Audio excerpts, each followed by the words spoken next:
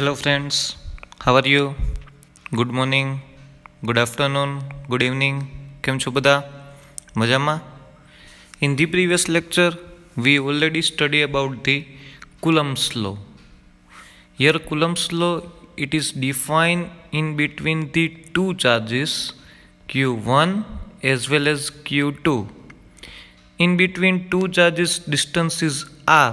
So that's why force between two charges F is equal to K Q1 Q2 upon R square. It is the Coulomb's law for the electric charge. Same to same law we have to study about for the mass. It is the gravitational force. Gravitational force defines that F is equal to G m1 m2 upon r square. It is the gravitational law for the mass. Remember this thing, both are same law, both laws are inversely square distance law. Done. In the previous lecture also defines for the vector formation of the Coulomb's law. What is the vector formation of the Coulomb's law? For an example, here is the two charges Q1, Q2, both are same. It means like charges, both are positive. So we know very well positive, it is the repulsive force have been created. So force on Q1 due to Q2 in this direction and force on Q2 due to Q1 in this direction. એટલે આ વસ્તુ છે તમારે યાદ રાખવાની છે. For an example same to same, I have a two charges Q and minus Q. So here is the force on Q for the minus Q in that direction because it is the attractive force. When two positive charges, for the two positive charges it is the repulsive force. So both the charges are far away from each other. In this case, both the charges are near about to each other. Remember this thing. After that, in the previous lecture, we already studied about the example number 1.4. This example based on the Coulomb's law as well as gravitational law. So here, now we have to study about the example 1.5. This is the question of the example 1.5. તમારા પાસે text book પણ છે, તમે તેમાંથી read પણ કરી શકો છો અને રિવાઇઝ પણ કરી શકો છો. Here example 1.5 question is that a charged metallic sphere A is suspended by a nylon thread. Another charged metallic sphere B held by insulating handle is brought to close A such that the distance between their centers is 10 cm. Here is the આપણી પાસે છે ને બે sphere છે, sphere A as well as sphere B, and both the centers are 10 cm from each other as shown in figure નીચે આવશે. The resultant repulsion force of A is noted. Sphere A and B are touched by uncharged sphere C and D respectively. હવે છે ને તમારા sphere એને છે ને sphere C સાથે અને સ્ફિયર B ને સ્ફિયર D સાથે છે ને ટચ કરાવવાનો છે, જે બે સ્ફિયર અનચાર્જ છે. And shown in figure, C and D are then removed and B is brought close to a distance of 5 cm between the centers. હવે છે ને પહેલાં અહીંયા તમારા પાસે A અને B સ્ફિયર હતા ઓલરેડી. A અને B સ્ફિયર, A B સ્ફિયરને છે ને તમે 10 cm ડિસ્ટન્સ ઉપર ઓલરેડી ડિફાઇન કરી દીધા હતા. ઓકે ડન, અહીંયા સુધી હતું. હવે સ્ફિયર એને છે ને સ્ફિયર C સાથે ટચ કરાવ્યું અને સ્ફિયર B ને છે ને સ્ફિયર D સાથે ટચ કરાવ્યું. આ બે છે ને અનચાર્જ સ્ફિયર હતા. તો કંઈક ચાર્જ ડિસ્ટ્રીબ્યુશન થયું હશે જે આપણે જોઈ. પછી શું કર્યું કે હવે સ્ફિયર C ને છે ને રિમૂવ કરી દીધો, સ્ફિયર D ને રિમૂવ કરી દીધો. ત્યારબાદ after that we have to another process, વળી પાછા છે ને A અને B ને છે ને એકબીજાની નજીક લઈ આવવાના છે. At that distance of 5 cm, after the touching process of this sphere C and D, we have to define both two spheres near about each other at a distance of 5 cm between their centers. What is the expected repulsion of A on the basis of Coulomb's law, sphere A and C and sphere B and D have a identical size, right? So both spheres have a identical size of their. So બધાના જે measurements છે ને એ same છે. Identical સાઇઝનો meaning એવો થાય કે બધાના જે મેઝરમેન્ટ્સ છે સ્ફિયર સેમ સાઇઝના છે. ઇન શોર્ટ સેમ ફોર્મેશનમાં કહીએ ને તો એમ કહેવાય કે એ બધા સ્ફિયર છે ને એ સેમ સાઇઝના છે. ડન. એટલે આ વસ્તુ તમારા માઇન્ડમાં રાખજો. Done. Here is the now answer is that define initial. ચલો અહીંયા આપણી પાસે ફિગર આવી ગઈ. Initially we have a sphere A charge Q. ચાલો સમજો. After that sphere B charge Q dash.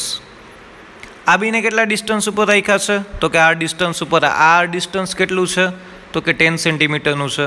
Here is the R distance is the 10 centimetre. જે ક્વેશ્ચનમાં ઓલરેડી કીધું છે. ક્વેશ્ચન છે ને તમારા સામે રાખજો. ડન. ટેક્સ્ટ બુકની અંદર ક્વેશ્ચન છે ઓલરેડી. એક્ઝામ્પલ 1.4 અહીંયા મેં ફિગર સાથે ડ્રો કર્યું છે.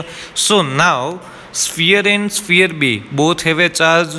સો that's why this charge produces the force. How we find out the force?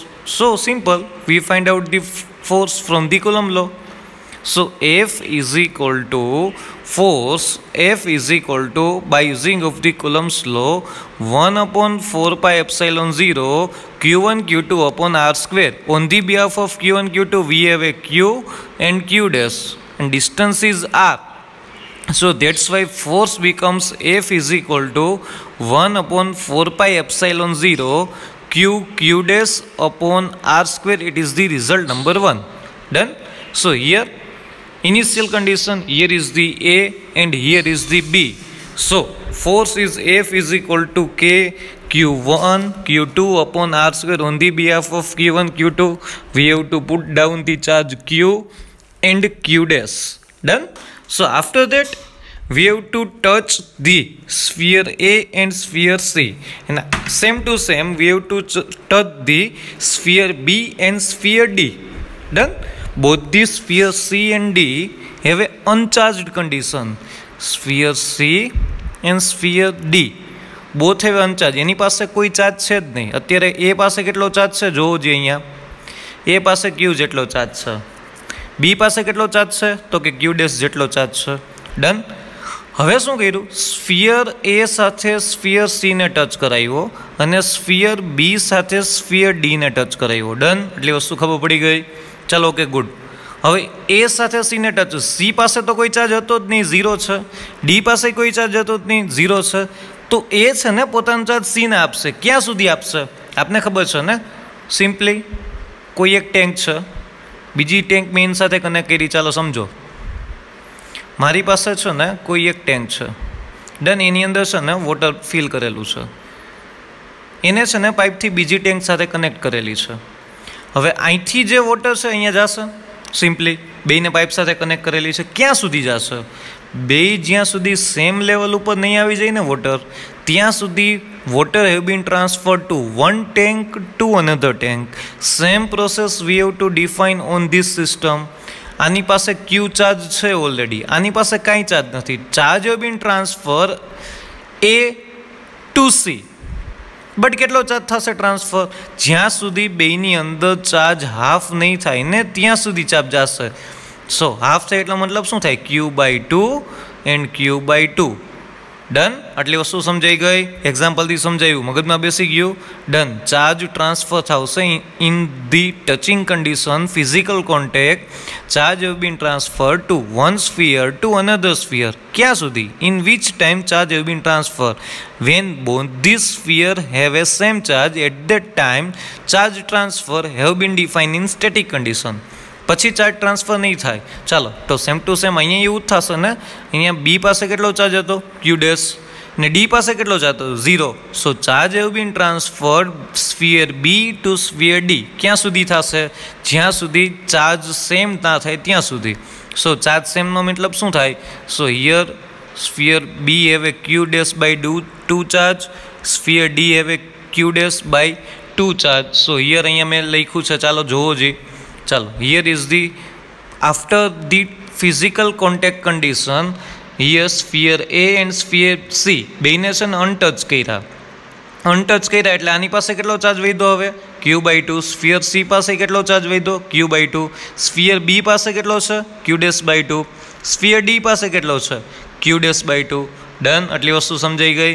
Okay good. હવે સ્ફિયર C ને you have two far away from the system. Sphere D ને ક્યાંક લઈ જાઓ. હવે ક્યાં લઈ જાય ફેર નથી પડતો. હવે આપણે કામ છે સ્ફિયર A અને સ્ફિયર B નું. ચાલો પહેલાં સ્ફિયર એન્ડ સ્ફિયર B પાસે કેટલા ચાર્જ હતા જુઓ તો. અહીંયા Q ચાર્જ હતો અને Q' ચાર્જ હતો. After that right now sphere A પાસે કેટલો ચાર્જ છે Q/2 એન્ડ સ્ફિયર B પાસે કેટલો ચાર્જ છે Q'/2. આ સ્ફિયર B છે. ડન, એની પાસે Q'/2 ચાર્જ છે. હવે from the question after the touching process physical contact with C and D V have to define the near about the sphere A and sphere B. એને તમે નજીક લઈ આવો, પણ પહેલાં 10 સેન્ટીમીટર ડિસ્ટન્સ ઉપર લઈ આવતા હતા. હવે કેટલા ડિસ્ટન્સ ઉપર લઈ આવવાનું 5 સેન્ટીમીટર. સો આપણે ડિસ્ટન્સ કેટલું થયું ડાયરેક્ટલી હાફ થયું કે નહીં. 10નું હાફ કરો એટલે 5 થાય કે નહીં. એટલે મેં અહીંયા છે ને ડિસ્ટન્સ આ લીધું હતું, તો અહીંયા ડિસ્ટન્સ છે ને મેં R/2 લખી નાખ્યું. ડન, એનાથી કોઈ ફેર નથી પડતો. આપણે વેલ્યુ અત્યારે કન્સિડર કરી જ નથી. 10 સેન્ટીમીટર 5 સેન્ટીમીટર એની મેડમ સોલ્વ સમ થઈ જશે. Done. Here sphere have a Q/2 charge, sphere B have a Q/2 charge, and distance between A and B after the physical contact is R/2. Done. એટલે આ વસ્તુ ખબર પડી ગઈ. So force between right now A and B, right now force between A and B is what? So from the Coulomb's law F dash is equal to 1/4πε0 Q/2 and Q/2 and here is the Q'/2. આ Q'/2 છે, અહીંયા dash છે. Done, કારણ કે sphere B પાસે કેટલો charge છે Q'/2.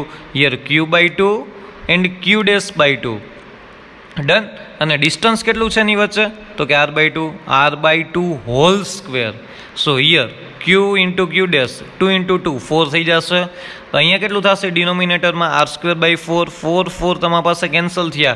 You have a equation of F dash is equal to 1/4πε0 Q'/R².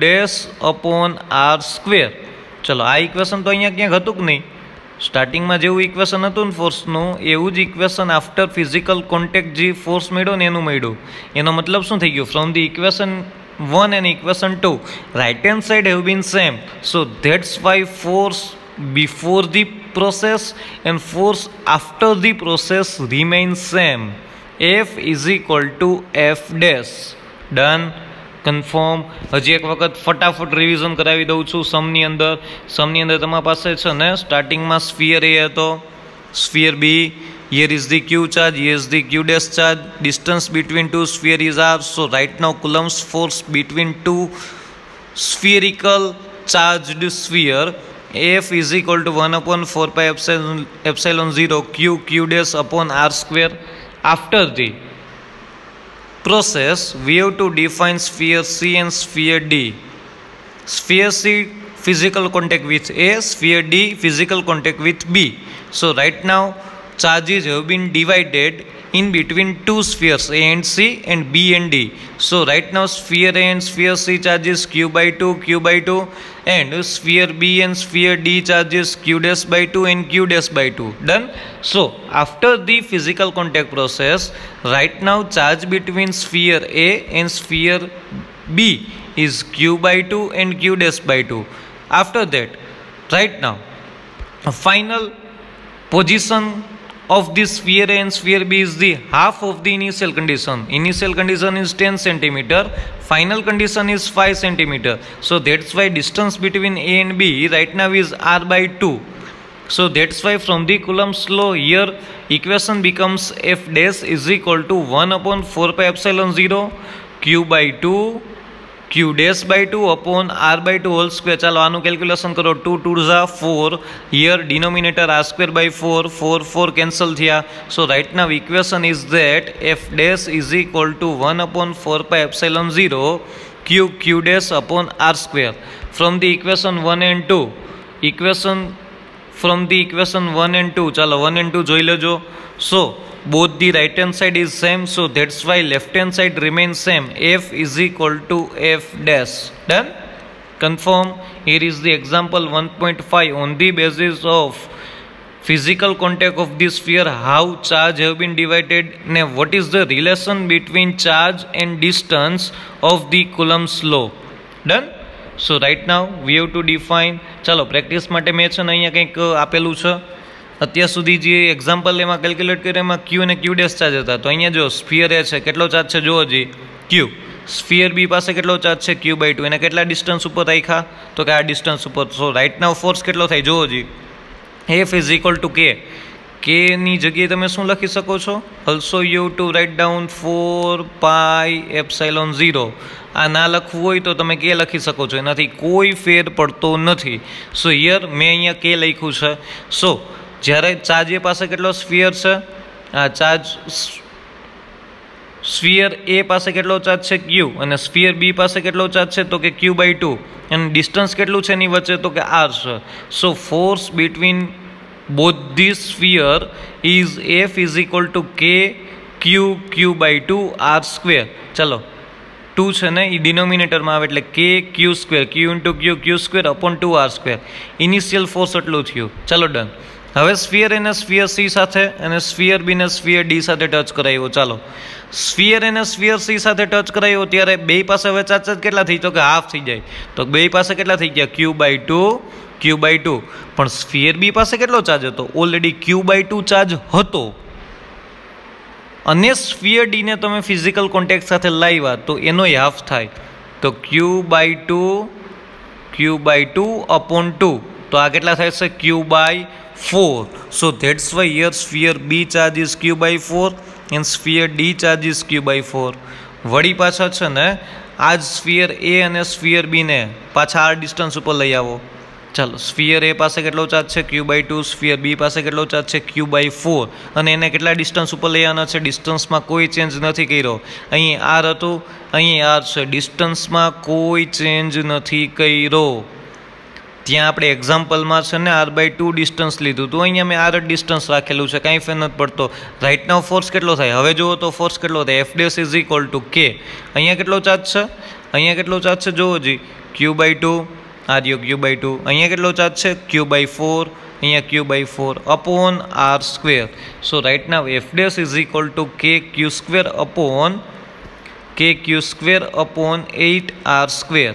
Done. After the physical contact with the sphere A with the sphere C and sphere B with the sphere D, force becomes KQ² upon 8R square. So what is the relation between the force F and F'? So define the ratio. Ratio define कर लियो F' upon F. F' upon F is equal to F' ની value છે આ રહી KQ² upon 8R square. F ની value છે તો કે આ રહી KQ² upon 2R square. બેનો રેશિયો ડિફાઇન કરો.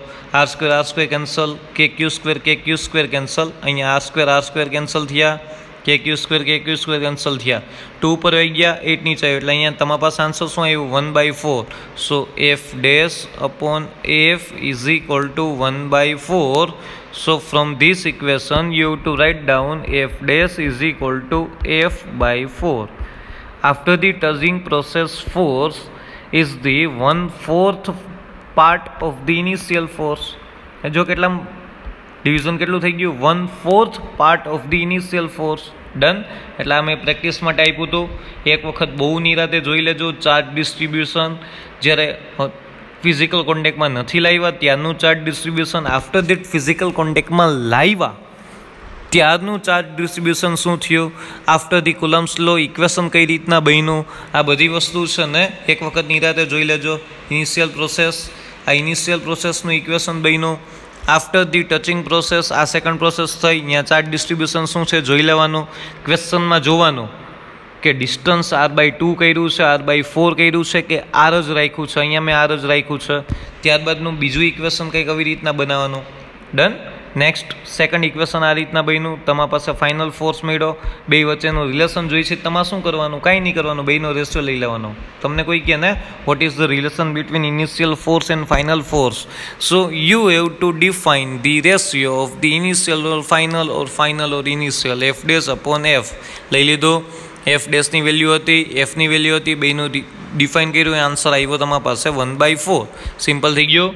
आ प्रेक्टिस माटे मैं तमने कीधुं हतुं, आ कंई तमारे नोट करवानुं नथी, तमारे समजवा माटे ज छे। एक्जाम्पल 1.5 तमे नोट करी लेजो इजीली, एटले तमने खबर पड़ी जाए कि आ अंदर शुं छे अने आ ज रीते तमे केल्क्युलेट करजो, तमारा माटे इजी थई जशे। Done. After that we have to now study about the forces between multiple charges. Forces between multiple charges.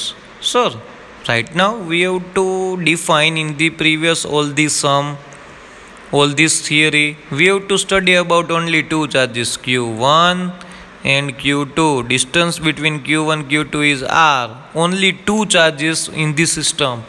But in the practice, it is not possible. There are many charges, lots of many charges we have. So that's why you have to calculate of the multiple charges force. So right now we have to consider the in our system three charges. In our system we have to consider is the three charges, Q1, Q2, Q3 with respect to O. Position vector of Q1 is R1, position vector of Q2 is R2 and position vector of Q3 is R3. ચાલો હું તમને figure સમજાવું છું. આ સમજાઈ ગયો? With respect to here we have to consider in this system multiple charges, three charges. On the basis of textbook they are considering the three charges on the system. Done. So here is the Q1, Q2 and Q3. Done. With respect to O, charge Q1 position vector is R1, charge Q2 is position vector with respect to O R2, charge Q3 with respect to O position vector is R3. Simple. Done. Here distance between Q1 Q2 is R12 and distance between Q1 Q3 is R13. Chalo done. Right now we have to calculate the force on Q1. Q1 ઉપરનો force find out કરવો છે. ચાલો સમજો. I have to define the circle force on Q1. તો વિચારવા જેવું છે. Force on Q1. Q1 ઉપર કોણ ફોર્સ ડિફાઇન કરશે? આ Q1 છે એની ઉપર કયા ચાર્જીસ ફોર્સ ડિફાઇન કરે? તો કે અહીંયા સિસ્ટમમાં છે ચાર્જ કેટલા? તો કે 3. We have 3 charges. ફોર્સ કોની ઉપરનું ફાઇન્ડ આઉટ કરવું છે? Q1નું. તો બાકી વૈધા કોણ? Q2 and Q3. આ બે ભેગા થઈને આની ઉપર ફોર્સ લગાડતા હશે કે નહીં લગાડતા હોય? Done.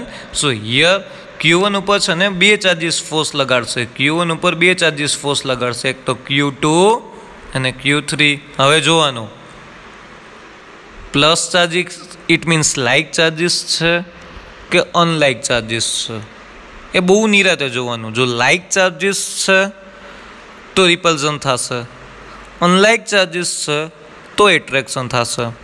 It means vector condition direction of the force you have to define here. તમારે ડિરેક્શન ડિફાઇન કરવી જોશે. ડન. ચાલો ઓકે ગુડ. આ Q1 છે, આઈ પ્લસ છે, કાંઈ ડિફાઇન Q2 પ્લસ છે, એમાં કાંઈ આગળ સાઇન છે નથી.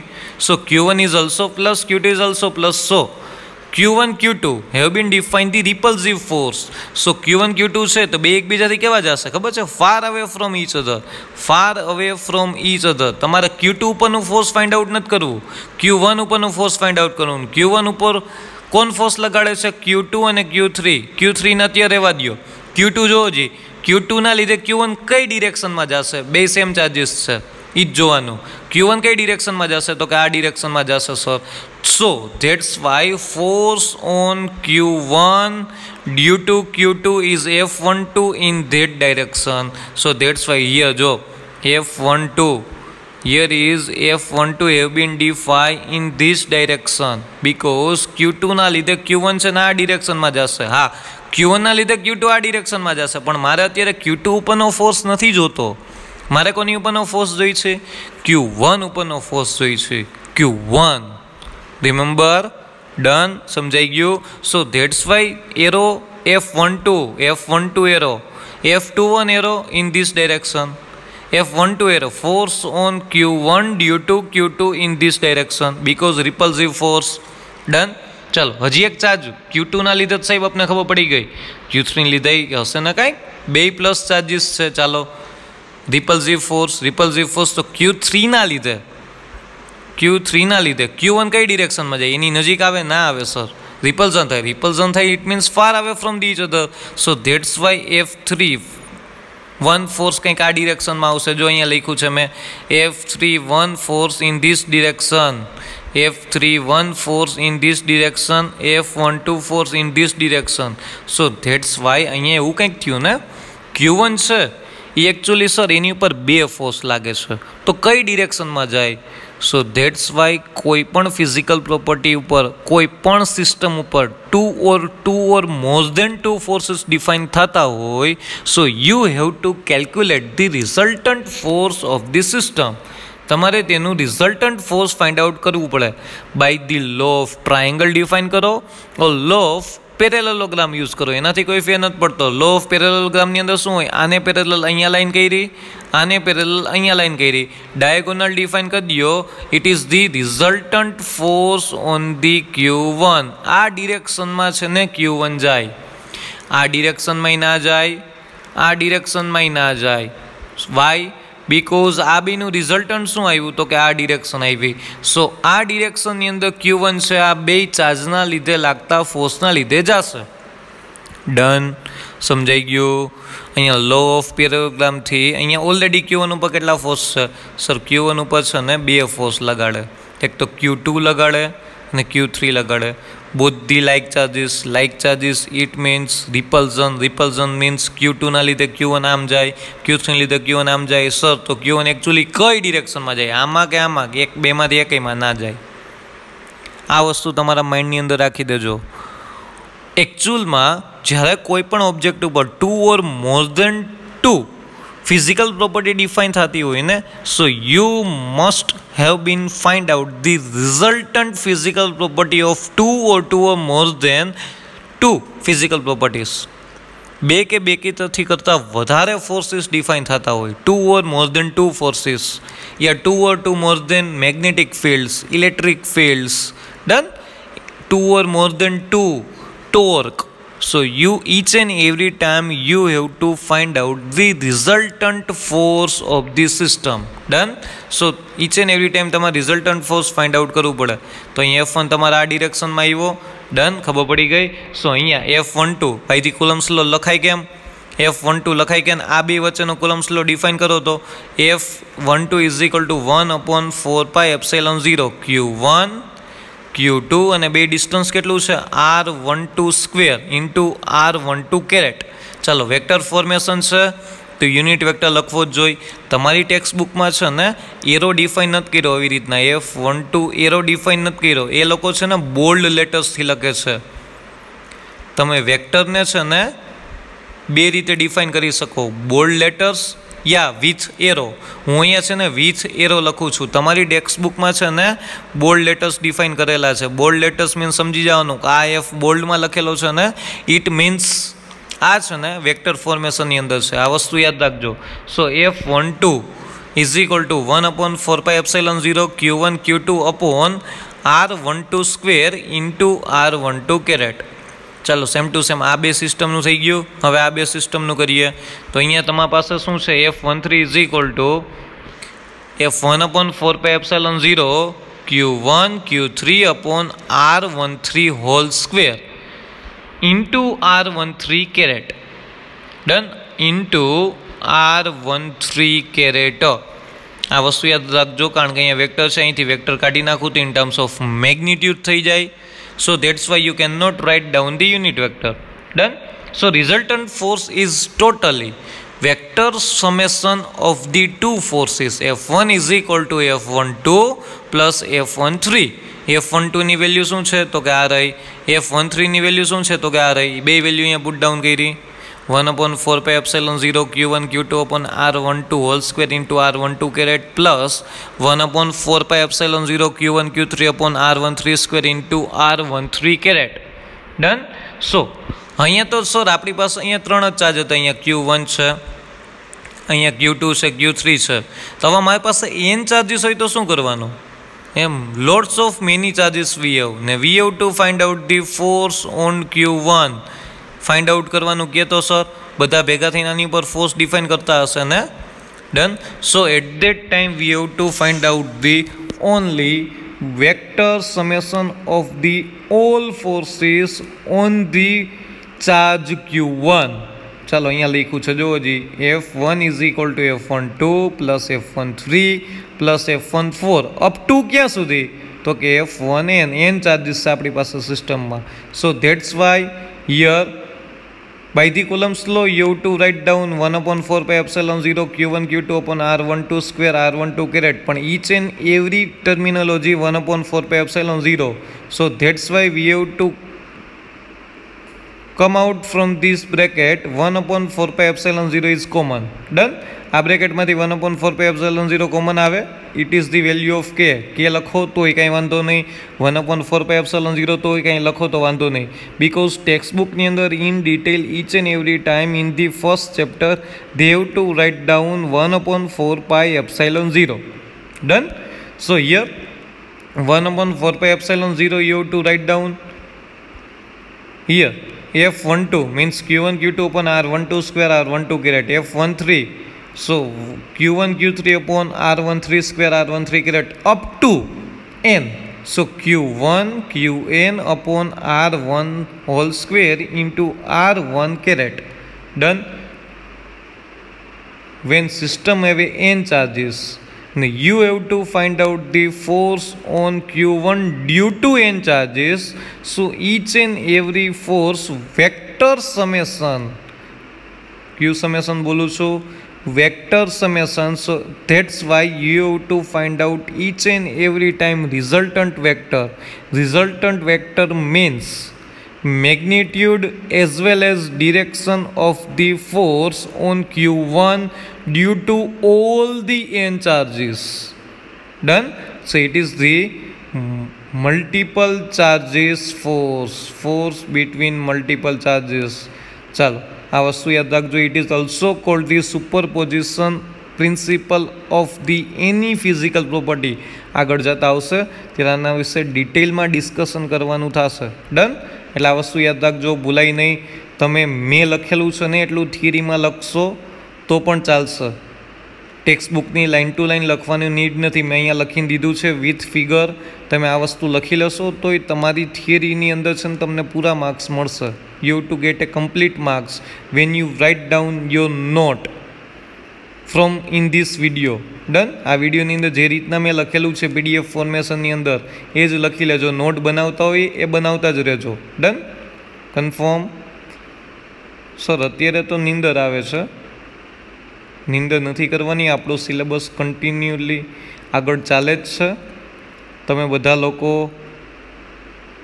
કન્ટિન્યુ વિથ ટાઈમ મેનેજમેન્ટ હરેક સબ્જેક્ટ માટે તમે લોકો ટાઈમ આપતા રહ્યો. વિડીયો જોઈને તમે એને ટેક્સ્ટબુકમાંથી રીડ કરો. After the textbook you two remember the question, how you solve this question, how you calculate. જો એક્ઝામ્પલ સોલ્વ કરો તો કઈ રીતના સોલ્વ કરો છો, ક્યુ ઇક્વેશન પુટ ડાઉન કરેલું છે. each and every small measurements you have to consider, because આ ટાઈમ છે ને આપણા માટે ક્રુશિયલ છે. આની અંદર આપણે જો મહેનત આપણે વધારે કરવાના છીએ ને તો આપણે નેક્સ્ટ ટાઈમ જે આપણે બોર્ડમાં જે પરફોર્મન્સ કરવાના છીએ એ બેટર રહેશે. Done. So with your time management each and every subject માટે તમારે પ્રોપર ટાઈમ આપવાનો છે અને રિવાઇઝ કરવાનું છે. જો કાંઈ પણ ક્વેશ્ચન હોય, ગમે ત્યારે ગમે તે ક્વેશ્ચન હોય, you can call me or you can text me. ગમે તમે મેસેજ કરી શકો છો, કોલ કરી શકો છો એની ટાઈમ. ડન. સો આ વસ્તુ યાદ રાખજો. After that we have two calculate the on the basis of principal of superposition or force between multiple charges theory V have two calculate the example 1.6. ચાલો બધાનું ધ્યાન અહીંયા. મોસ્ટ ઇમ્પોર્ટન્ટ પાર્ટ આવે છે વેક્ટરનો એઝ વેલ એઝ તમારા કુલમ્સ લોનો most important part આ છે. એક્ઝામ્પલ તમારી પાસે છે 1.6. તમારી પાસે ટેક્સ્ટબુક છે. ટેક્સ્ટબુકની અંદરથી હું ઓલરેડી અત્યારે ક્વેશ્ચન લખ્યો નથી, ક્વેશ્ચન રીડ કરું છું. એની ફિગર મેં ડિફાઇન કરી દીધી છે. ડન. ક્વેશ્ચન કંઈક એવો છે, consider the charges Q1, Q2, Q3 each equal to Q at the vertices of an equilateral triangle of side L. ચાલો સાઇડ L ઉપર છે ને 3 ચાર્જીસ ગોઠવી દીધા. ઇક્વિલેટરલ ટ્રાયેંગલ લેન્થ ઇઝ કેટલી છે તો કે L છે. ડન. આ વસ્તુ યાદ રાખજો, ભૂલાય નહીં. So next, what is the force on the charge Q, capital Q, with the same sign as Q placed at the centroid of the triangle. હવે જો અહીંયા વિચાર્યા જેવું છે, અહીંયા છે ને અહીંયા વચ્ચે છે ને Q ચાર્જ મૂક્યો, centroid of the triangle. So what is the force on charge Q? આ જે ચાર્જ છે ને અહીંયા એની ઉપરનો ફોર્સ કેટલો છે ને એ આપણે ફાઇન્ડ આઉટ કરવાનો છે. S on in figure already આપેલી છે ને મેં અહીંયા ડ્રો કરેલી છે. ડન. અહીંયા આપણી પાસે શું છે? 3 ચાર્જીસ છે વર્ટેસીસ ઉપર, Q, Q, Q. These 3 Q charges are in same condition, same magnitude. જો જી બધા સેમ છે, Q1, Q2, Q3 નથી, બધા સેમ છે, સેમ ચાર્જીસ છે. બધા કેટલા ડિસ્ટન્સ ઉપર છે તો કે L ડિસ્ટન્સ ઉપર છે. ડન. હવે મેં શું કર્યું? સેન્ટ્રોઇડ ઉપર Q ચાર્જને મૂકી દીધો, Q ચાર્જને મૂકી દીધો. હવે આ Q ચાર્જ ઉપર ફોર્સ ફાઇન્ડ આઉટ કરવાનું છે. You have to find the force, find F. It means force find out કરવાનો છે. તો હમણાં આપણે ભણ્યા ને, you have to study about the force on multiple charges theory છે ને. સો આ Q ચાર્જીસ ઉપર કોણ કોણ ફોર્સ લગાડતા હશે? આ સિસ્ટમમાં જોવો જી ટોટલ કેટલા ચાર્જ છે? સર ટોટલ 4 ચાર્જીસ છે. 3 છે એ Q છે ને એક ચાર્જીસ છે ને એ કેપિટલ Q છે. આ વર્ટિસાઇસ ઉપર છે, આ સેન્ટ્રોઇડ ઉપર છે. ડન. આટલું સમજાઈ ગયું. ડન. આપણે ફોર્સ કોની ઉપર ફાઇન્ડ આઉટ કરવો છે તો કે Q ઉપર ફાઇન્ડ આઉટ કરવો છે. તો Q ઉપર છે ને ઓન ધી Q કેટલા ચાર્જીસ ફોર્સ એપ્લાય કરશે તો કે એની સિવાયના ચાર્જીસ આની પર ફોર્સ એપ્લાય કરે.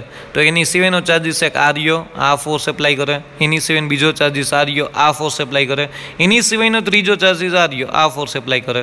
Done. Confirm. Here is the on the charge capital Q 3 forces have been applied on the vertices A charge O and vertices B charge and the vertices C charge. ત્રણેય આ capital Q ઉપર છે ને force apply કરશે આવી રીતના કંઈક. So you have to find out the total force on the charge Q. અહીંયા કેટલા ફોર્સ લાગે છે તો કે 3 forces have been applied on the charge Q. You have to find out the resultant force of these 3 charges. આ ત્રણેય ચાર્જીસના છે ને અહીંયા વચ્ચે Q છે, રિઝલ્ટન્ટ ફોર્સ જોઈ છે. ચાલો ઓકે ગુડ, કાંઈ નથી કરવાનું, આરામથી વિચારો.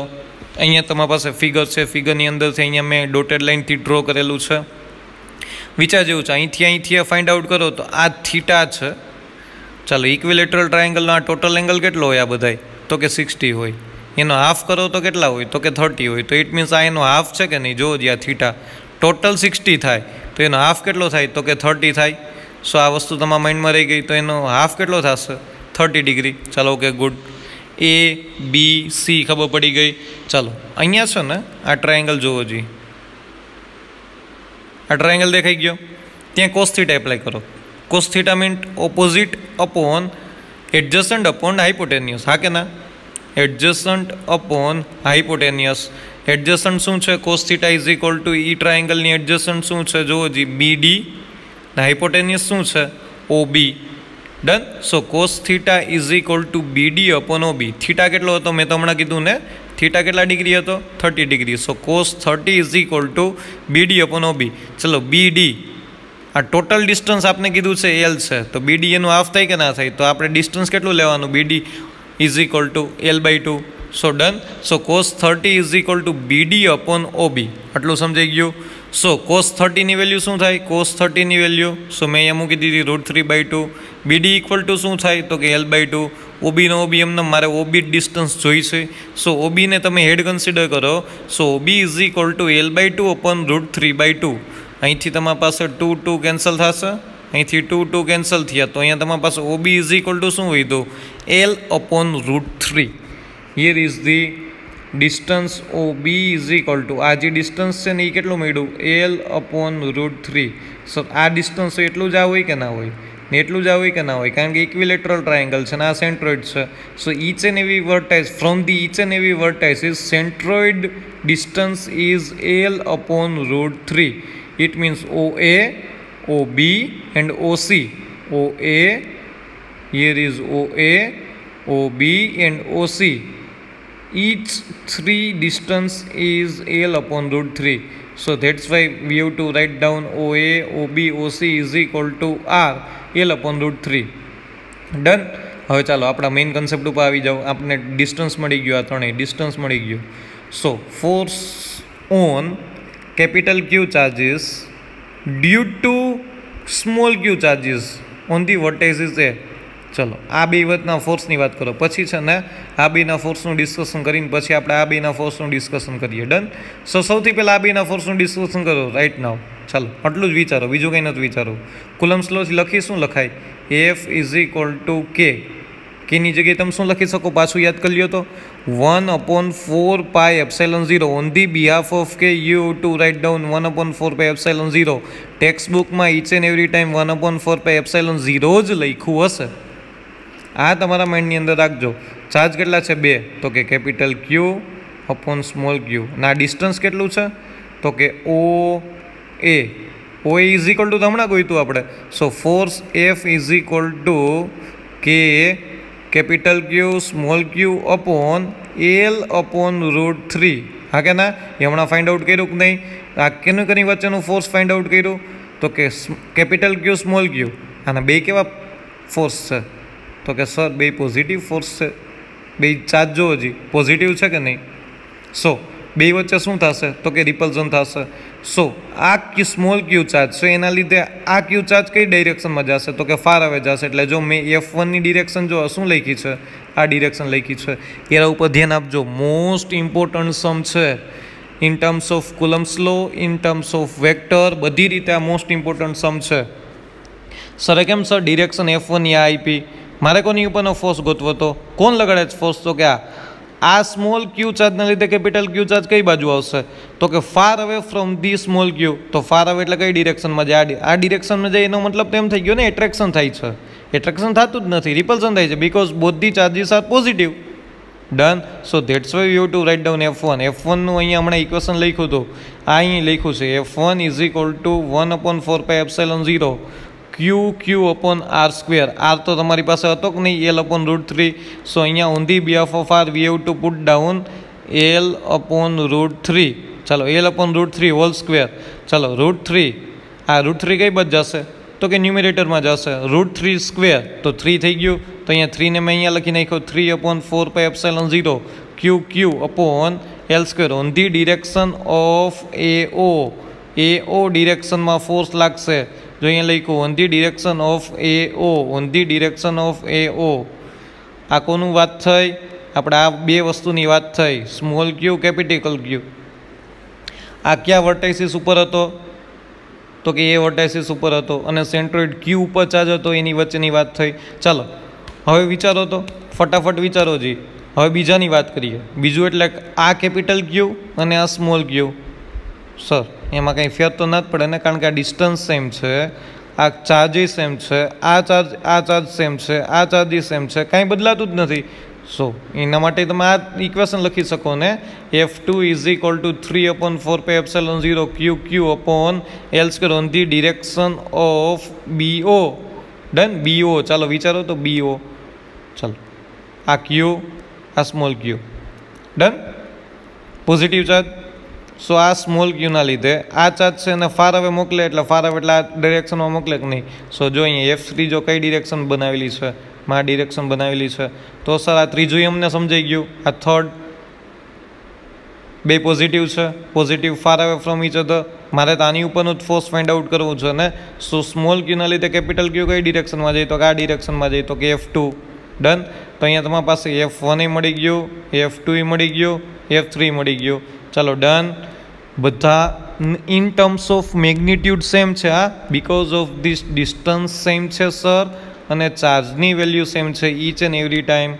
સો ધેટ્સ વાય F1નું જે ઇક્વેશન થાય ને એ જ ઇક્વેશન F2નું થાય. જોઈ લો ડિરેક્શન જ ચેન્જ આવશે.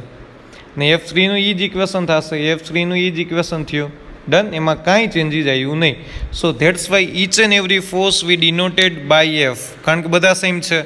In terms of magnitude all the forces on the capital Q are remain same in terms of magnitude. So that's why we have to denoted each force is F. So F is equal to 3/4 4 pi epsilon 0 capital Q small Q upon L square. ચાલો done. તમારા પાસે હવે કંઈક આવી રીતના force બન્યું. એક આમ છે, એક આમ છે, એક આમ છે. ડન. આ F1 છે, આ F2 છે, ના F3 છે. કન્ફર્મ. આટલું થઈ ગયું. હવે આનું રિઝલ્ટન્ટ ફાઇન્ડ આઉટ કરવું તમારા પાસે. જો આવું આવી જ ફિગર છે ને ટ્રાયંગલની વચ્ચે બની હશે. જો આ બની દેખાણી F1 F3 અને F2 છે કે નહીં. આનું રિઝલ્ટન્ટ ફાઇન્ડ આઉટ કરવાનું છે. હવે આ બધું ભૂલી જાઓ, આ બધું ભૂલી જાઓ, એનું કંઈ કામ જ નથી. હવે આ 3 ફોર્સને ફોકસમાં લ્યો. Focus on 3 forces. આ F1, આ F2, આ તમારી પાસે કંઈક F3 છે. ડન. આટલું છે. તો કે એ પહેલાં F2 ને F3 ને ધ્યાનમાં લ્યો જી. પહેલાં F2 અને F3 ને ધ્યાનમાં લ્યો. એનું રિઝલ્ટન્ટ ફાઇન્ડ આઉટ કરી F3 એન્ડ F2નું. ચાલો F3 and F2, F3 and F2નું રિઝલ્ટન્ટ ફાઇન્ડ આઉટ કરો. આ F1 છે, આ F2 છે, આ F3 છે. રિઝલ્ટન્ટ ફાઇન્ડ આઉટ કરવા માટેનું ઇક્વેશન, રિઝલ્ટન્ટ ફાઇન્ડ આઉટ કરવા માટેનું ઇક્વેશન, એની physical property law of parallelogram.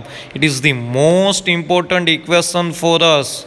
કોઈ પણ ફિઝિકલ પ્રોપર્ટી બે છે ને તેનું રિઝલ્ટ ફાઇન્ડ આઉટ કરવાનું equation √a² plus b² plus 2ab cos theta થાય. √a² plus b² plus 2ab cos theta. Standard 11 chapter number 4 motion in plane. એની અંદર લો ઓફ પેરેલેલોગ્રામની અંદર આ ઇક્વેશન તમે પ્રૂવ કરેલું હતું ને આ ઇક્વેશન તમે inch and every time use કરો છો. a² plus b² plus 2ab cos theta. એને બીની જગ્યાએ તમે ફોર્સ પણ લખી શકો છો. In terms of magnetic field લખી શકો છો, ઇલેક્ટ્રિક ફિલ્ડ લખી શકો છો, ટોર્ક લખી શકો છો. ડઝન્ટ મીન ગમે તે લખી શકો છો. આ વસ્તુ તમારા માઇન્ડમાં રાખજો.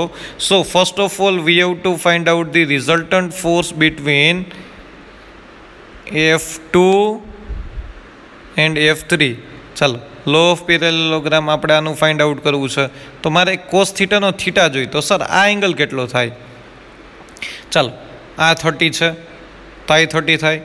ટ્રાયંગલ આવી રીતના કંઈક હતો કે નહીં? ડન. આ ટ્રાયંગલના એંગલ 30 છે, આ એંગલ 30 છે. ટ્રાયંગલના total sum are you triangle. જુઓ જી, આ ટ્રાયંગલની વાત કરું છું હું અત્યારે આ ટ્રાયંગલની વાત કરું છું. આ 30 થયો, આ 30 થયો, તો આ કેટલો હોય? આ વિચારજો સર. ટ્રાયંગલના ઈચ એન્ડ એવરી 3 કોર્નર્સના એંગલનો સમેશન તો 180 થાય ને. આ 30, આ 30, 60 થઈ ગયું. તો આ એંગલ કેટલો હોય? તો કે 120 હોય. આ એંગલ કેટલો હોય? 120. જો આ 120 છે તો આ કેટલો હોય? 120. ઓપોઝિટ એંગલ થયા બંને. ડન. ઓપોઝિટ કોર્નર થયું. જો આ 120 છે તો આ 120. આ 120 કેમ આવ્યો? કારણ કે બીકોઝ ઓફ ધી આ 30 છે, આ 30 છે. તો આ ટ્રાયંગલના ત્રણેય એંગલનો સમેશન કેટલો થવો જોઈએ? તો કે 180 થવો જોઈએ. તો આ 30, આ 30, 60 થઈ ગયું. તો આ કેટલું થયે? તો કે 120. આ 120 છે તો ઉપરનું કેટલું હોય? 120. તો ઇટ મીન્સ સર આનો મતલબ એવો થયો ને, આ F3 હતો, આ F2 હતો, આ F1 હતો. તો આ એંગલ 120 થયો. એંગલ 120 થયો. F2, F3 છે, F2 છે. તો રિઝલ્ટન્ટ ફોર્સનું ઇક્વેશન હમણાં મેં કીધું ને, √a² plus b² plus 2ab cos theta. તો આ રહ્યું જો in terms of F2 and F3. એનું રિઝલ્ટન્ટને F' કીધું. F' is equal two √f2² plus f3² plus 2f2 f3 cos 120. અહીંયા આપણે ફાઇન્ડ આઉટ કર્યું હતું ને, આ બે વચ્ચેનો એંગલ કેટલો હતો? 120. આ ઇક્વેશન છે ને યાદ નહીં હોય ને તો નહીં ચાલે. કોઈ પણ વેક્ટર ફિઝિકલ પ્રોપર્ટી છે, એની physical property you have to define more than 2 physical property in terms of vector condition. Each and every time you have to find out the resulting condition from this equation of √a² plus b² plus 2ab cos theta. Each and every time.